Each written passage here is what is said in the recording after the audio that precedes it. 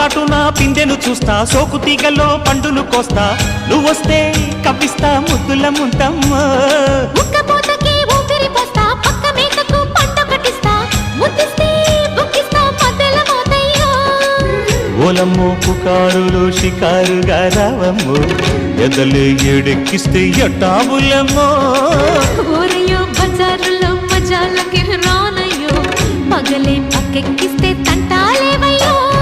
మిట్టిల మీదున్న మిస్సమ్మయ్య సంటే వడ్డీలతో పాటు ఒళ్ళోకి వస్తుంటే పొగ